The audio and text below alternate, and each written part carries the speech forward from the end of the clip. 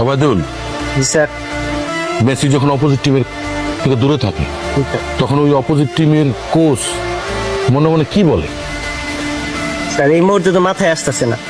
Guess করো। আসে না স্যার। আচ্ছা আমি কইতাছি, মেসি যখন অপোজিট টিম থেকে দূরে থাকে তখন অপোজিট টিমের কোচ মনে মনে কয় আলহামদুলিল্লাহ, বুঝছো না? সত্যি স্যার?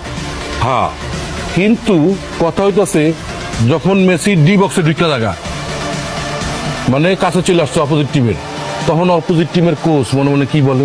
বলে স্যার, কাম সারা।